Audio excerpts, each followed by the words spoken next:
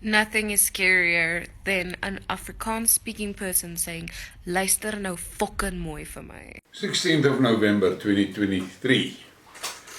It's been a long time since I did a stir the pot Skidmark, but I think it is time to do some of them again. And steel yourself and brace yourself. There will be quite a few of them coming out in the next few hours. The first one that I want to address is these people that are accusing me of using foul language and they've got all sorts of descriptions for my language.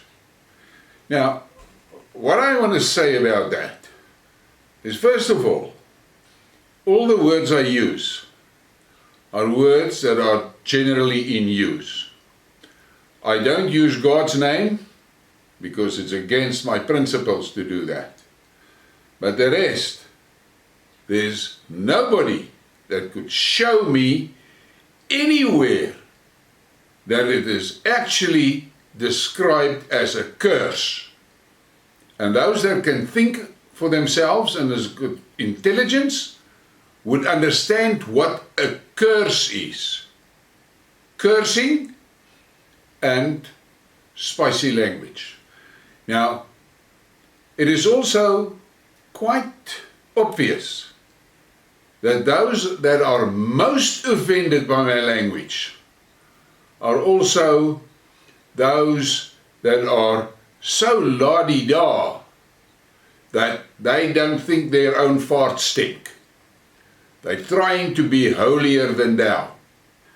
Now, the problem is, for the past 30 years, smooth talkers, Vaseline-coated politicians, and well-programmed media people has been using the smoothest and the best and the nicest language to fucking lie to us. That's all they do. They lie to us. I got into an altercation with a guy that's got a fairly serious position in the political realm, and he started with me. It was a private chat, and by his second statement, I said to him, fuck off. And he was hugely affronted by that. And then he tried some more, and I just responded, fuck off. Now, and that's where the discussion ended. Now, the lesson that is out of that is that these Vaseline-coated fuckers, I don't have another word for them, they cannot cope when somebody tells them to fuck off, because they are used to people just bending over and take another shot. So, now I'm going to give you a piece of advice. Consider the words that I use that disturbs you the most. Consider those words as Chinese. It is Chinese words. You don't speak Chinese. Then, imagine a fairy drifted in through the window and waved her wand, and all of a sudden you can understand Chinese. So, now, listen to what I'm saying. And those words that disturbs you, that is Chinese. Take it and live with it.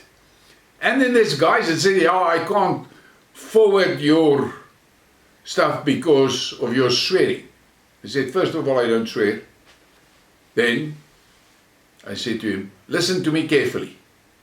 When you forward stuff that I've done, that you found of value, and you listened to the Chinese and didn't make that bother you, when you forward that, I'm going to assume you're forwarding it to an intelligent person with an IQ higher than room temperature, that will immediately see it is me speaking, not you. Let him decide for himself, or her for herself, whether she can understand Chinese. And that is the reality. People ask me, why am I so brutal with my language? For the simple reason, as I stated in the beginning, for 30 years, the fuckers have been lying to us. Outright lying. And you, the people, listening to them, were too scared to tell them to fuck off. That is the big problem. Something happened to me many years ago, way back in the 80s, late 80s.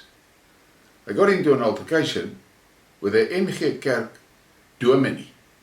Somebody reminded me that they're actually predikante. Now you guys know the story about kant, predikant. And he made a hell of a story of why I should give them money to send a family over to Vietnam on missionary work. And I said, and I looked at him and I said to him, there's people staying next to me. They're English. Do you know if they are saved? He said, no, I don't know them. And I said, they're across the street, Portuguese people staying there. Do you know whether they are saved? And he said, no, you don't know. And I said, so now you want me to give you money to send someone to Vietnam. You don't even know whether the guy next to me or across the street from me is saved. Fuck off. And I mean, that was, for those years, was unheard of. And then about 2 months later, he was back at my house. And then it was a story about the Muslims. And I said to him, okay, just answer this. All people on the world, on the earth, are God's creation, yes or no? He said, yes. And I said, okay, now, just explain to me this. For reasons that nobody has got control over, a guy gets born in Baghdad, and he grows up in a Muslim family. So, you are telling me that child is going to hell? And he said, yes. And I said, okay. So what you are saying to me is due to a geographical landing spot on earth. The creation of God is destined for hell. So you're telling me God is making people to feed the flames in hell. A special blocks of people are destined to be firewood. Is that what you are telling me? And and I said, listen, you cannot answer that. So, fuck off. And that is my history. That's where I am today. I stand on that verse in the Bible that says, where 2 or 3 gathers in my name, I will be present. And that is the foundation. But coming back to the harsh language, don't let that disturb you so much that you continue to believe the lies. That is fucking stupid. Please give me a like and a subscribe and share the thing. Thank you for your support.